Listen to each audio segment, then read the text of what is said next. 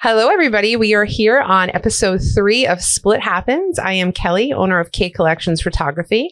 I have a heavy emphasis on empowering women behind my lens, and we are here to talk all things divorce. And I am accompanied by...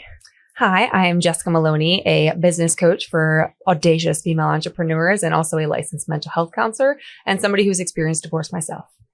And I am Donna Rudowitz, and I am the founder of Divorcing Gracefully and Beyond and Find Love Again. And I am a therapist as well as a rapid transformational coach, and I help women find themselves first, then love after divorce. I love that segue. I would like to sit and speak a little bit today on the topic of being self-aware, right? So we talk about divorce, what, leads us to the divorce, what's happening to us through our own divorce. But I want to talk about what's on the other side of divorce a little bit today, right? There's some women, I will say for myself, I was on the, beginning stages of my divorce. And I'm like, okay, I'm going to leave the person I know that's not my person. I know he's not my soulmate. And then I'm just going to find my soulmate. Oh, yeah. I thought that too. It's so easy. Right. You're like, I did all this work. I figured life out. Now I'm ready. So I will just start off by saying I've just had a very hard lesson handed to me. And we're always trying to find the lessons in heartbreak.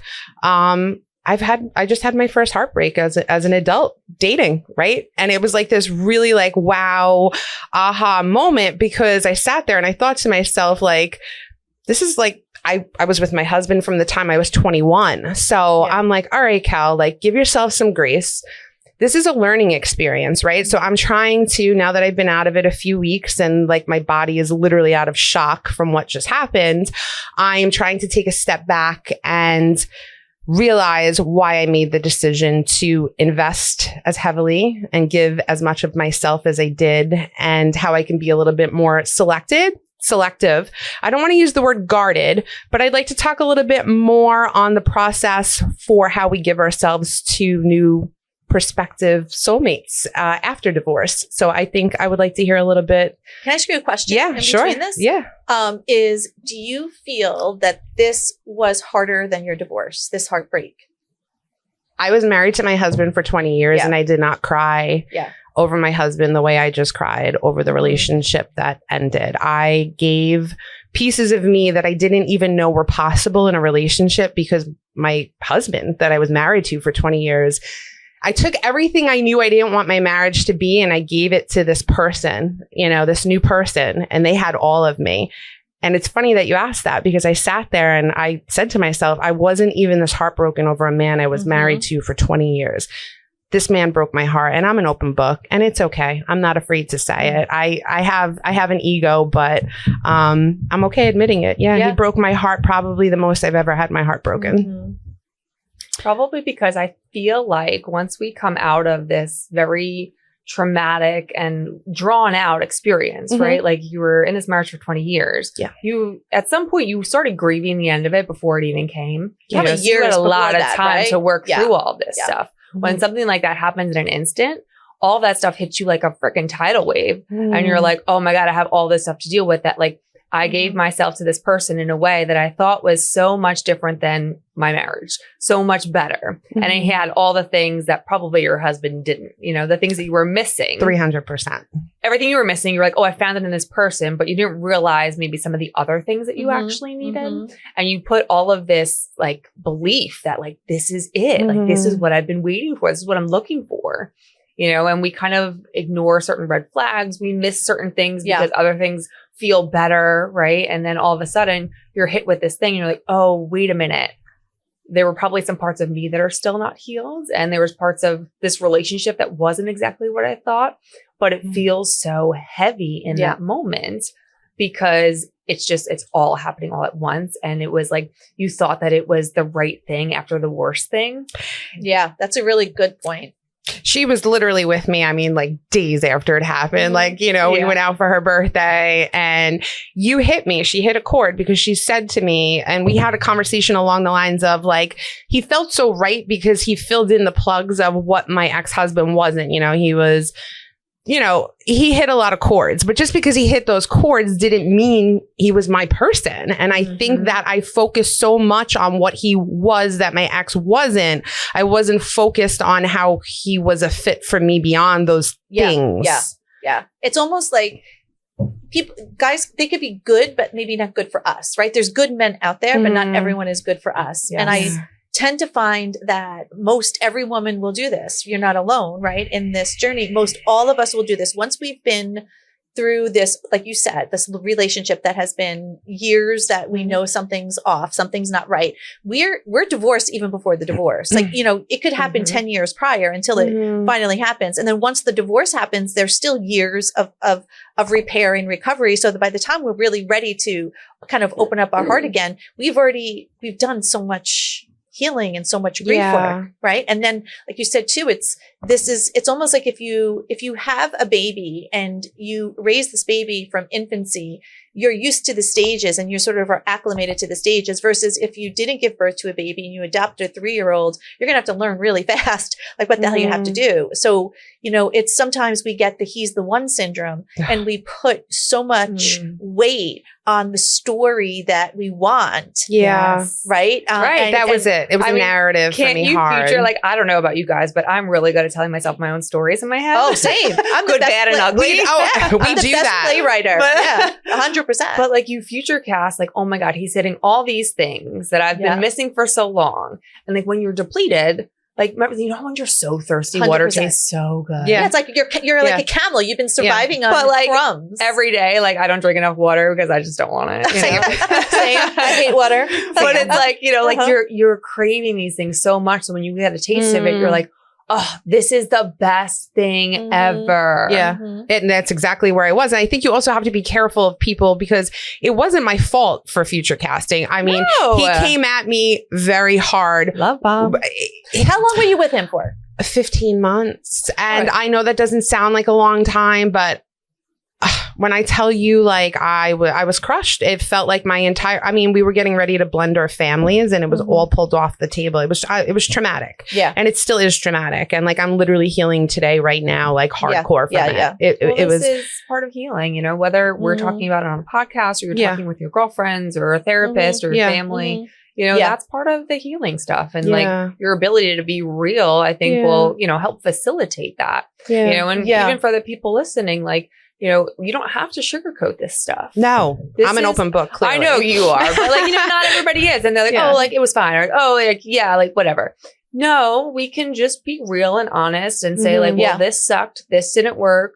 You know, and well, I think society pushes us too. Like, just get over it. You know, you have to just get over it. Yes. And I'm like, and you'll hear the stories, which is true because you guys are, you know, I think us as women, you know, even though we have parts of our life that aren't quite put together, we're put together women. So we're, you know, like we have a lot of value to give to a relationship, right? Everybody comes with a bag of shit. Let me just tell you, right? We all have our own baggage. There's whole psychology. Don't give too much. And like, I don't want to play games in my 40s. But that's not a game. No. Then you start reassessing.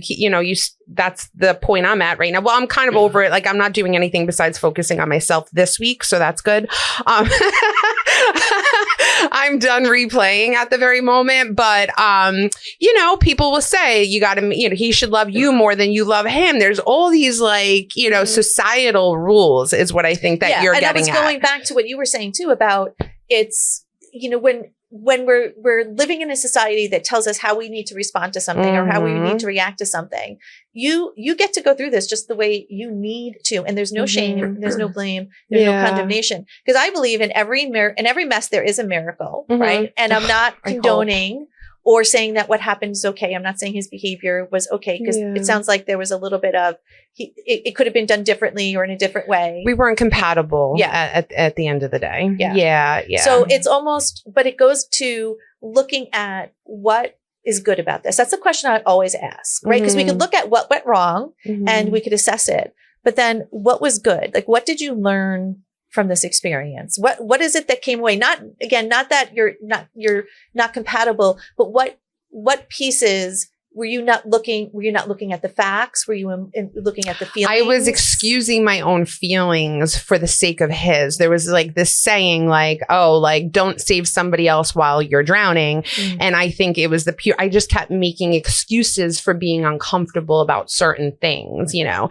And I got tired of like not using my voice, and I wasn't nagging, and I'm very emotionally in control, and I think things through before I bring them up. But like at the end of the day, ladies, like your gut is your gut, and intuition is key. My intuition was screaming from day one, and I just kept brushing it under the table, brushing it. But all right, but he's showing up in all these other amazing ways. But I was being shortchanged at the end of the day for what I was fully worthy of. And I was ready, you know, and we were about a year difference in our journey. My husband had moved out a whole year prior. I had traveled by myself. I had dated myself. I had done a lot of things by myself prior to meeting this person. This person pretty much scooped me up within like weeks of being served his divorce papers. And literally as he's messaging me, my gut's going, no, Kelly. That's textbook. Stay away from that. Stay away. Yeah. And in retrospect, he even admitted to me on our final goodbye that he probably should have given himself more time. But I was so amazing when he met me, the thought of him not scooping me up in that moment, he knew somebody else would. So I'm like, you just wasted 15 months of my life, and you're now admitting that you probably like, so now I'm a little angry. Yeah. Now I'm a little angry. But like, you know, you're talking about this whole like self-concept theory, right? Like when we talked about playing games or self-awareness. Right? Like, I don't think that it's playing games. I think that it's really developing a self-concept, right? Like you just said, like, I knew I should have been treated better, but you didn't necessarily hold yourself to that standard. It's not that like he needs to love you more. It's that if I like command this level of love, affection, attention, whatever it is, if that's what you want, need, or deserve, then that's what you get. And if you're not getting it, then it's not matching. We don't have to play a game about it. Well, I was doing a lot of like, why do you need, like, so I was evaluating myself. But you know what that's from? It's all from trauma. It's all from, because we're told don't ask too much. Well, that's where I was at. Like, Kelly, why do you need why do you need that? Why do you need part of the healing journey? Like, you can't just be healed and then go back out there healed. You have to practice. But I think it goes deeper too, right? So it's the healing of the relationship.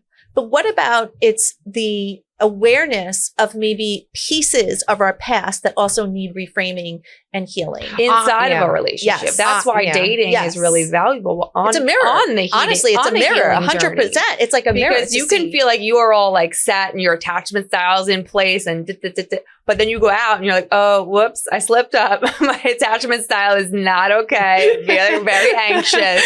But you have to test it. You have to test yourself. I know. But I think it also shows you at the end of the day, because we're all in this, the quantum physics, understanding the neuroplasticity, what we're attracting. So 5% of the brain is going to, is kind of where we're conscious, right? 95% of our brain is subconscious. So anybody that you're attracting in, this is your opportunity to say, who did I attract in? Because the parts that you attracted in are also in you. What resonated in that person resonated in you. Follow? I'm listening. So there's the point of who that person is and what he brought in is also, I think, key and a guide to our journey, as you said, of setting standards and setting expectations and commanding our life versus being the victim to it. So it's looking at it as like a mirror. What did I learn from this? What was good about this? What wasn't good about this? Where did it serve me? Where did it not serve me? Well, I think, like going off in a little bit of a different direction, same topic. I think there's a lot of only half available emotionally men out there right now. And like, what are we doing? What is why are people going? I have a wisdom drop though. Why? Okay, girls. This may disrupt the myth here. Let me hear it. Let me hear it, because I'm tired of this half emotional availability, situational, availability. I can date, but with stipulations. Is it wrong that I want? So I'm talking about a little something different. I'm not talking about the dating landscape as much as I'm talking about, could it be as women that we're expecting men to perform a role in our life that may not be the performance role for them? Like, could it be that women and men think very, very differently. Okay. And they have very, very different needs.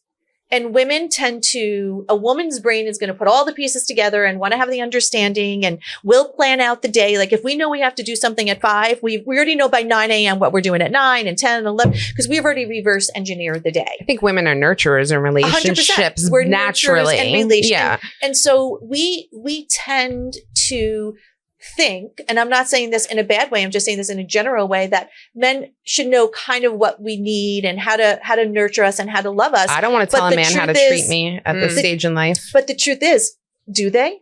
Like, honestly, do well, they? I do have to say, I don't know.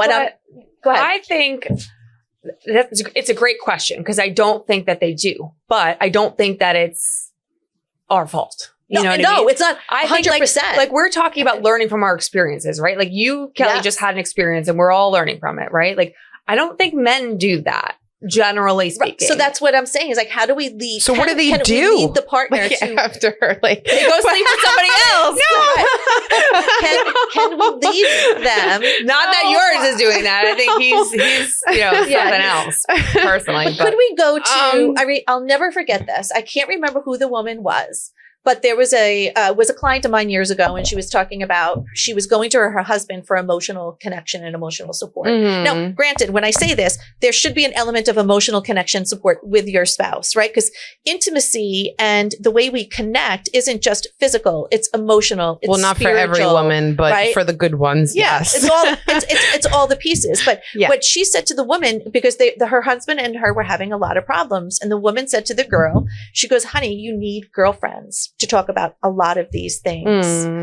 You're overwhelming your husband, because right away your husband's going to want to try to fix it. And then right away, you don't want him to fix it. You want him to listen to you, but he's not designed to listen to you in this way. There's certain things you need emotional connections on, but then there's also certain places you need to go and talk to your girlfriends, and you don't have to share everything with your husband. So there becomes like a strategy. I do agree with that. I think that you should be able to lean into that, because like I've had that conversation with my boyfriend, like I'm having this very significant thing happening and I'm feeling very emotional about it. And he's like, well, why don't you just do this? And I'm like, that's not the answer. And like, I'm not looking for answers. And like, so, I just want you to feel what I feel. I want you to be mad with me. I want you to empathize with me. Maybe I'm delusional, but I felt that that's exactly what this is why it's so heartbreaking, because I felt that I did have that best friends in the partner, and those are my expectations for a relationship. But I understand what you're saying. Like I have a lot of like girlfriends, so like maybe I wasn't like dumping it all per se. I don't think there's. I mean, again, this is I think a fine line, right? Yeah. Because you do want your partner to be your best friend. Yeah, 100%. But I've been coaching men recently, and I could tell you they think very, very, very differently than they think more to the point. We're like all over the place with how we get to our answer. And I am going to tell you this, and this is what I heard from every single man I've coached, because the men I'm coaching are now at the point where their wives are ready to leave. They're done, and they've realized what they have done, and they want to save the marriage, right? These are men who really love their wives and they want to save the marriage. And I hear this consistently. We're just a box of rocks. Like they don't understand. They say this all, they're like, we're just a box of rocks. We're very simple. I don't understand what she needs. I know she thinks I should know what she needs. She thinks I should know what she wants. Because we're thinking, oh, we've been married 30, 40 years. You don't know that I like pancakes on a Saturday morning. Like, do you pick these things up? And so now they're trying to do these things, but then again, they feel like they don't know what we need and want. Okay. And so a lot of times they won't necessarily do something because they're not sure, is this the right thing? Is this the wrong thing? Okay. Now, am I saying that it's right? No. Am I saying that it can't? But I'm wondering. It's how their brains are working. I'm wondering as women, if we understood a little bit more how men think, would that help our dating? So it brings me into. I don't know. Just putting it out on the table. Yeah. It brings me into what I was going to say. I was allowing him to lead and I was following. And I used to say it all the time. You lead, I follow. It was more comfortable for me. However, I will say another lesson that I've learned from this relationship that I'm now leaving and potentially looking for another one in the future. Maybe in the new year. You'll find him. He'll come in. That's what everyone keeps telling me. They're like, Kel, you're going to be fine. I personally am not going to be afraid to ask for what I want. Cause I went into the relationship going, I mean, there's basics like communication, trustworthiness. I'm not asking for those things, but those simple, like day-to-day things, like I'm going to start asking for what I want. I'm not going to be afraid to be vocal in it. And I think that is a puzzle piece between men and women in the dating world. I think that we need to respectfully communicate maybe a little bit more, Yeah.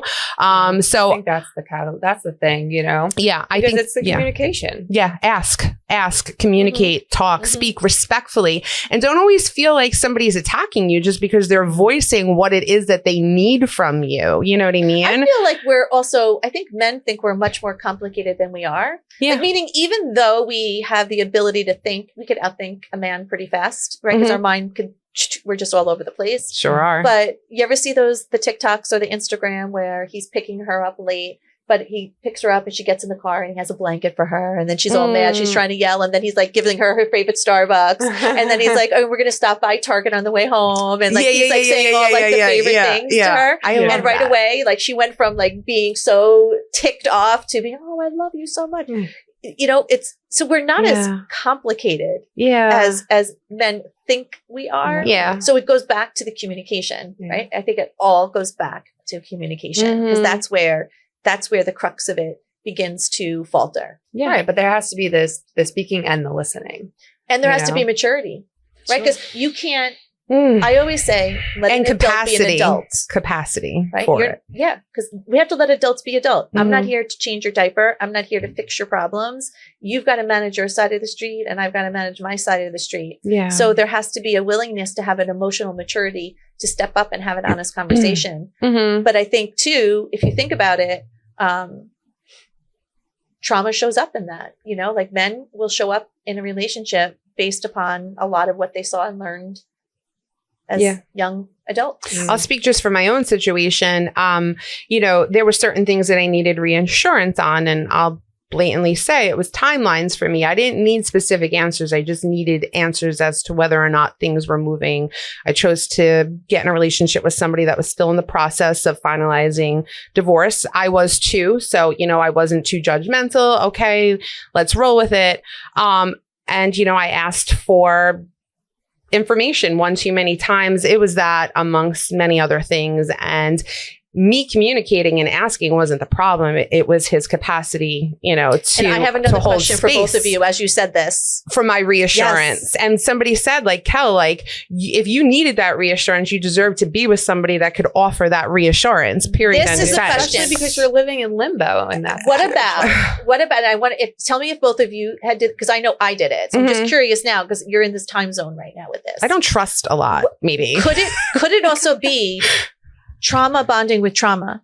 Because even though you already had a little bit more growth period. I would say I unpacked 90% of my trauma. He did not. He did not. Did he, with his trauma that he had, did he bring it out more in you, the thing that you thought you unpacked? Did you see yourself unraveling a little bit? No. On certain things? And I'm actually...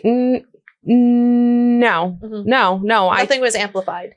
Well, it's funny because I was going to get into like the next topic, right? So he had said to me, I think that you bring in some of your own trauma from your past relationship. And I'm like, I absolutely do not, So I did a little bit of self-reflection there because that's a whole nother tier and a topic that we need to talk about, right? Like some of us get handed ex-husbands that are very easy to deal with. They're still providing for their children. You guys are building this great co-parenting relationship and you're really not dealing with a lot of like mud on the other side, and you're able to give more of yourself to your relationship. Yep. I unfortunately don't have that privilege. I have a soon to be ex-husband, hopefully by like February of next year. Please. That is very toxic. He loves watching me squirm. He loves watching life harder. He loves telling me he will not go above and beyond what is legally required of him. He's miserable and he wants to go for my jugular. He wants wants to ruin me because I didn't want to be with him anymore. He's narcissist, correct? He's stupid. He's not a narcissist. He's just stupid. Yeah. And I feel bad saying that all the time. Usually like that's like where they want to just see you go down. No matter what. No matter what. And it's heartbreaking. And I tried, and I was so self-aware of not, I had a really bad day with my ex in regards to a topic the day before me and my boyfriend broke up. And I'm like, so it's hard because I'm like, did I bring too much of my energy from crap into something that I was trying to nurture? That's like a whole nother topic. Like, how do you separate the two, but still not live two separate lives because your new partner is somebody you should be able to bounce things off of? That was an issue for me in my new relationship. How much do I talk about what's bothering me, about what's hurting me from my past, about what I'm going through in that moment? So that is something that needs to be talked about a little bit through divorce as well. But what you're going through in the moment is not your past, right? Mm-hmm. If your ex-husband is still torturing your life, which that's I can relate to. Yeah. That's current. Like that just happened. Mm-hmm. Like when something just happens, like, yes, like there's transfer, there's transfer into the current relationship. Yeah. Like I'm in pain right now, and I'm seeking refuge with you. I'm seeking support. I'm seking, the reason that I'm in a relationship with you is because you're a better man than this person. Mm-hmm. And I want to be reminded of that, that I have that I'm allowed to have that, and that like, I'm not alone in this. And a healthy man could support that. Yes. And that's what we should be going for. As challenging Look for somebody that could hold space for you in a new relationship. People, I think, is the conclusion to that. And I also think too, and again, this might be an unpopular opinion, but I don't think we should dump on our partner. I think we should have that partner to be able to have some space for, right? Because we want to share and we want them to support. But a lot of our stuff should be talked about with a therapist, should be talked about with a coach. I love that. Should be talked about in a community. It's not their job to heal us, and nor should they dump on us. Mm-hmm. You know what I'm saying? That's why, like, I always say, like, one of the things for me that was like the most healing was like starting my business, and being able to put my hunger and my passion into something, have something that was just for me, because I never really had anything that was just for me. It's a perfect way to funnel that energy, right? Into something good. Into something good. Whether it's a side hustle or a passion project, doesn't even have to be a business, but like something that is just for you that nobody can take away from you, that you can go and put your all into it and enjoy a beautiful and like outlet feel that gives back, right? And like, that's why I love doing what I do and being able to help other women build their businesses too, because like there is this psychology component, whether you've been through a divorce, you've had just shit go down in your life or whatever it is. Like we've all had stuff, like you said before, we all have our shit, our baggage, right? Everybody does. Like everybody does. So having a place for you to go and take care of that. And I think, going back to your situation, like Kelly, you're such an independent person. And I think like it takes a certain type of person to be in a relationship with a person like that. Oh, I'm a lot of energy. It's not even, but I love it. But it's not even that. It's just like you can handle yourself. You don't necessarily need somebody. So like when you do and he's not there, it's kind of like, what's that about? Yeah. Like I can handle it. I just don't want to all the time. Right. Hold this for me for a little bit. Give me a break, man. Right. But that's the real truth. I think every woman, behind every independent woman, is the desire and the need to be like, to have your partner be able to hold you, and we can do it, but we don't want to all the time. Yeah. Because we're doing it everywhere else. And if there's still like, so one of my best friends, he gave me like one of the best sayings. He was like, don't bring more baggage into a relationship than you can carry by yourself. Not meaning like that you can't work through it, but if you can't at least carry it all on your own on a given day, then you don't have the right to bring that into somebody else's life. And I think that that's like a really, really good key point to pretty much just conclude like that topic in general. Yeah. I agree. Yeah. This is not easy out here. You just think you have this vision like, oh, I'm going to meet the person. It's going to be great. No, I really did not see it going this way post-divorce. Not at all. I know. All these things, they're an opportunity to reflect and just continue to elevate higher, because everything that you've healed and everything that you've worked on, like these situations, these experiences, the men that you date, they're going to highlight something that, just needs a little refinement. I'm in that They're part of gonna highlight. healing post breakup right now. Like, okay, lesson time. I haven't cried in like 4 days. It's like 3 weeks later. So I'm like, And I'm it's definitely okay to cry. Sometimes we transitioning. need the pity party. It's just, I'm a little It's just- angry. Like yeah. you promised a future. Like we were getting ready to like meet each other's children and like blend our families as a woman. Like when you start talking about something like that, like I put that in my heart hard. And then you just pulled it off the table because you were accumulating points of things that you couldn't deal with anymore. Like, so I'm a little pissed off. Yeah. Stages of grief. the stages of I'm grief. a little pissed And I'm off also, right now. I mean, again, I'm meeting you where you're at, right? Mhm. How it sucks, and you're in the stages of grief. Yeah.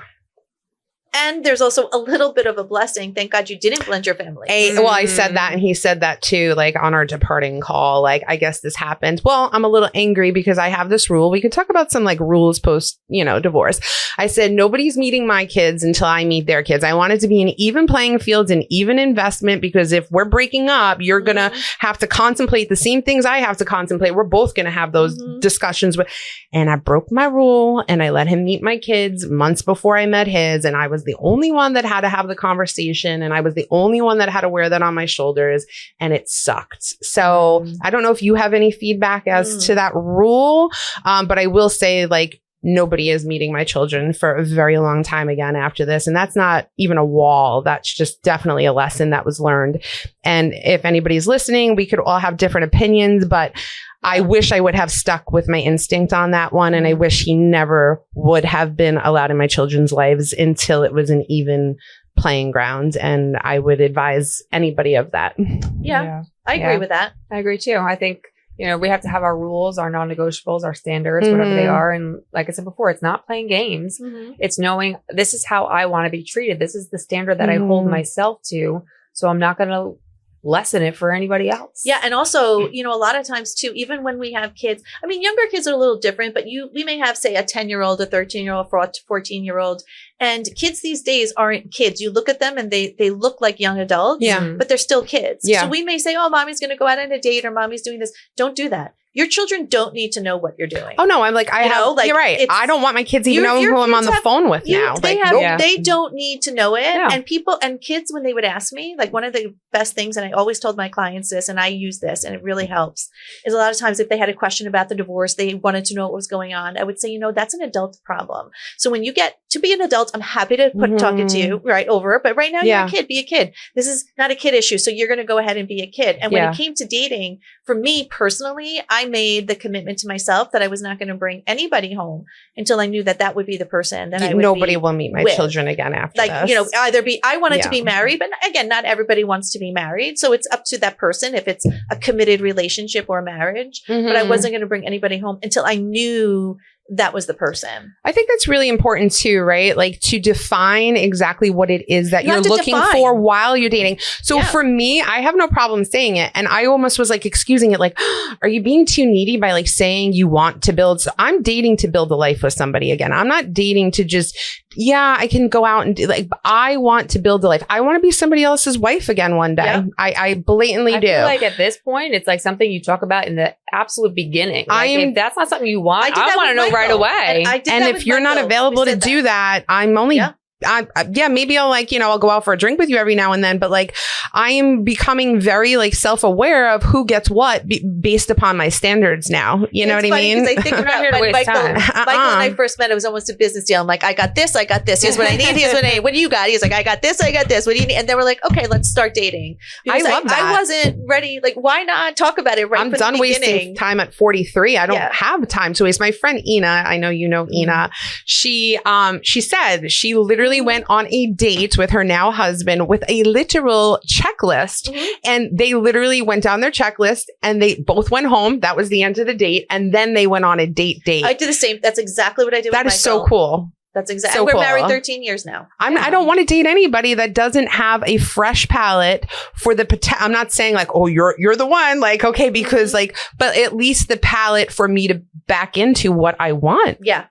And Yeah, I don't. That's what you have to figure out. You know, you ask yourself have to these figure out what you questions. want. What do you want? Yeah. And then like, you know, I was on dating sites. So I would make sure that I was asking these questions Yeah. on these dating Yeah. sites before anybody got my phone number, Yeah. before I wasted any time going on a date. Yeah. You know, but then there's always going to be the ones that are like, yeah. And then, you know, like, no. I don't And wanna- only time will tell. Yeah. You know, that's why it's like, you know, I always say, I don't even consider it dating.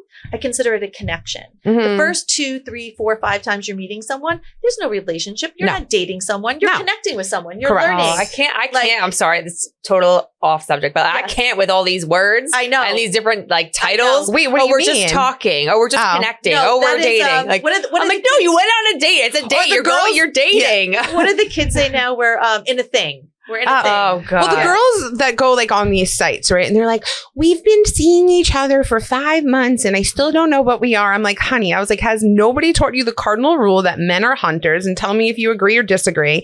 If he has not like drawn the line in the sand, marked his territory, like, why are you even here? Come on. know. I want to scream in these girls' faces, like, you're so much better and more valuable. Like, why are you asking us? Like, it shouldn't even be a question. For me, I feel by like 3 months, if a man's not saying we're committed and I want you to fully be all in with me, Then this is keep fine. exploring, I would say girl. so. Yeah. Keep exploring. I feel like if you're dating somebody, that means you're going out on dates and you can Right. date as many people as you want Correct. to. And Correct. you should and be should. multiple My people. mom should. I yelled at agree me with with this that past too. relationship. She's like, why are you seeing just him, Kelly? You should be seeing multiple Yeah. people. Dating and I'm mad at myself is for dating. it. Just date, Yeah. you know? And then when you're in a relationship, then you're in a relationship. when I you come just, to I that don't point. see any other words with it, you know, whether it's I like a that. thing or talking or Yep. connected, whatever. You're dating. Let's just Yeah, call it the as it reason- is. And the reason why we say connecting at Divorcing Gracefully and Beyond is women, at least my clients, get Mhm. confused and they get in too fast, too hard, and they make it mean something more than it is. You know, and there's a lot of like this, oh my gosh, like this is and they do, because one rule I always have is see multiple people. I like So that. you avoid he's the one syndrome, because Yeah, no yeah, matter yeah. how many women will say, "Oh no, I got it. I could do this. I can Yeah. handle it." Because again, you just went through this. It's very like elusive to finally have all of these things, and then all of a sudden you find yourself in this space of thinking about this relationship and where it's going to go. You're 100% And so right. it's got to be kept in a category. But I totally get what you're saying, like Yeah. with all these things and all these things, but it's like trying to keep what it is, the reality of what it is, because that's all Right, it is. but You just met that's- the person. I Yeah, love that's it. that. concept. Yeah. You know? I'm sure you've heard of it. The book Attached. We're usually Oh yes, yeah. I have heard. Yes, yes. I read it a long time ago. I haven't read it. read it. I Yeah, recommend it to a lot of my clients. Yeah. Like there's a lot of healing that needs to happen with your attachment Yes, styles in your 100%. relationships. Well, usually sprung and mourning or obsessed or into the idea of a situation and a person more than we are of the person Mhm. is Mhm. pretty much what it comes down to. As far yeah, as it's atta- the stories we Right. create in our head. We're like, oh my God, this guy's perfect. We're going to do this. We're going to do this. That's We're right. gonna do this. You're starting to create the stories. yeah, Like, yeah. And then you've created a story about who he is when you don't actually know him. And you know what? A deeper shit. 100%. This is deeper, girls. This is deeper shit Listening. that we're gonna like even get Listening. into, because here it is, and this is honestly true. Women could talk about past relationships, where they've been, and what happened Mhm. till the fucking cows come home, right? Mhm. And it's great. Like you have a little bit, but if we really think about quantum physics, if we really think about neural pathways, if we really think about brain psychology, Yeah. you don't need to know about the past. You've got to decide the woman you're becoming, how you're going to be living that life, who's going to be living that life with you, how you're going to be experiencing life, how you're going to be interacting with life, how you're going to be and like reverse that. engineer and do what is it that woman would do? What decisions would she be making? Where would she be showing? What Oh, I book she love would be this. reading? Mhm. So fuck the past Yeah. and go to So- the future and decide what it is I need to do in order to build that because you're building a new woman. Yeah. We're coming out of the psychology We're of the woman focusing we too were. much on the past We're and not the focusing way future. too much on I the past love that. and not the But future. we're taught. That's how We we're taught. do need to know a certain That's amount. exactly it. But here's what happens. It's not wrong. There is some value in We need, in looking at the past. There give is it a some value. percentage, Donna. Yeah, no, I mean, you know what I mean? I'm a paint the picture I would girl. say 20%, 80% more future, 20% past. Okay. Definitely. Yeah. But we are taught that. But Yeah. here's the key that, again, this is just awareness. And I'm not saying it has to be true for everybody. I'm just giving people an opportunity to maybe like, I don't know, toss it around in their brain a little bit. I like it. Is how much years are wasted? How much time is wasted trying to Back make there. sense back there where what we really want. Is And again, we don't have to have an emotion with it. It's the law. Right? It's the law. It's the law of really like attraction. that. Well, So if you we stay can't in the fight past, it. you'll repeat it. You'll just repeat it. So if Right. you keep saying, I don't want to be lonely. I don't want to be fucked. I don't want to have another guy come in who's going to screw me. I don't want to have another narcissist. lonely, fucked, screwed, narcissist. well, because it's all There you energy. go. You might just as well- programmed what you're looking you just for. programmed what you're looking Exactly. for. And I so, always tell my clients, yeah. like, you know, the past represents depression, right? We visit the past to learn from it. We do not live there. correct. You know, Yes. but again, the future represents anxiety. So we don't want to go too far into that That's future right. either. Uncertainty will bring you You fear. know, so we Yep. don't live in the future, but we plan for it. But I I love agree that. with like your 80-20 rule as far as like Yes. there's something in psychology called future self continuity. Yep. And it's this Ooh. whole concept of projecting your future self so that you can start acting like her, Yes, behaving like and her behaving her. now. It's future casting. So you can Yes. create, like you have to build her. Otherwise, again, if you stay with these thoughts, I don't want to get screwed over. Guess what? Your brain's like, where can I get screwed over? Yeah. And it's gonna start looking for places. Well, I was a victim of that. I'm like, am I just always looking for a problem? Like, you know, you have to be careful that you're not doing that as well. And I Mhm. think that the future self continuity, really, I'm going to take that hardcore with me in the future. I'm going to give Pack you it up, a baby. sort of a little bit of what I call a hack, because I'm all about hacks. Because I find that the concept that we're talking about Mhm. makes sense. So I think a lot of people who are listening, and even ourselves, we're like, okay, this totally makes sense. But when we go to do it, it could be difficult. So Mhm. what I like to say to myself is when I notice my thoughts are going to the past, because that's how we're also created. Human beings are created by let's look at our past to determine what actions we need to take to keep safe and stay alive today and for tomorrow, right? So we're 100%. created this way to Caveman begin with. mentality. Yes. So what I like to say is, Donna, you're safe. Like right away, I just bring myself into we're Ground. not cavemen anymore. Yeah. We're not going to get eaten by dinosaurs, right? So even though it's there, like we're safe. And I say to myself, Donna, that is old programming. I do not subscribe to old programming. I only am available for new programming. Ooh, I like this. I'm only girls. available for my new program. What's my new program? And that's where I have done a lot of work. And I will always suggest anybody to, like what we just said, sit down, write this woman, who you're becoming, your legacy, what it is you want. And that's the new programming. And so I'll just go into my new programming of what I want it to look like and what am I doing and how am I acting and who am I We could with. probably avoid a lot of problems too, because it's the power of like positivity. You know, Not only do you there's a avoid lot more problems- positivity in the future than there is in the past. Yeah. You not only avoid problems, but you collapse time. Because the only difference between you getting what you want is you're going to get what you want. Like here's you, when you're focused on it, you're going to get it. But do you want it to take 1 month or 7 years? Like that's the difference.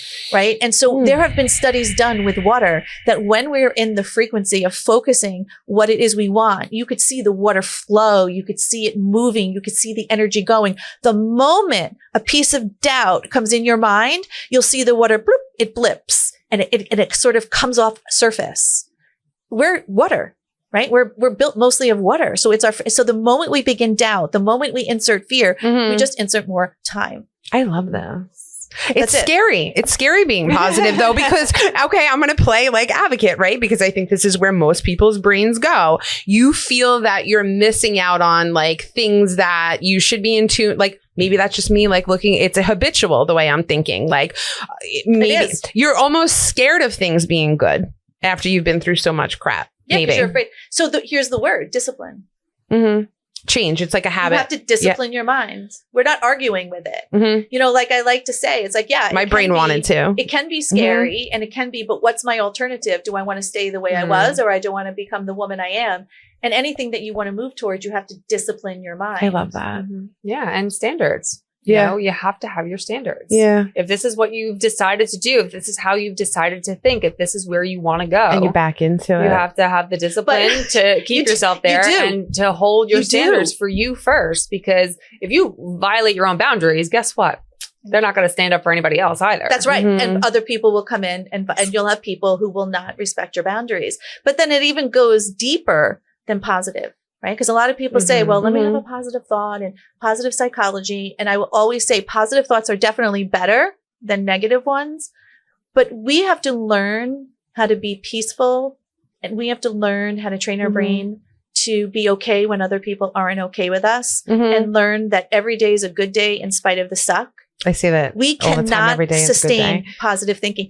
All three of us came in today. We were not in we good were not moods. positive thinking. Right? We were all like, We how were are like, you? I "It suck. How are you? Everything Right? We sucks. were not positive Sucks. thinking. You know what? Sucks. It doesn't have to be positive, That's but I right. think like I say like sometimes like think about it as like a backward Nike check. Yeah. Like even if you're going down, Yes. like there's a little tick There's up a little at the tick up. end. There's good news to Right? things going bad because like, they can only get better. You could be having a shit day, but it doesn't mean like your whole life is shit. But that's exactly. You know, like, it's like today sucks. I'm not feeling good. Like this is going wrong. I'm so busy. People do but get I'm still caught gonna at make this it. stage in life in your middle age after all the crap that you've been through.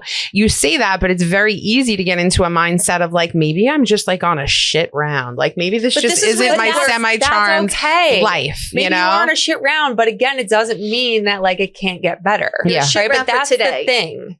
Right. And it's Like you could have a pity party. You can Yeah. cry all day. You can have a shit, Mhm. year or a Guess shit what? month. Everyone's but you know gonna have a what? shit month and day. It's going to get better. You know, this is not the end. Like I Yeah. always say, like, this is not the end. You haven't failed until you stop trying. Right. So you can have all Yeah. those things.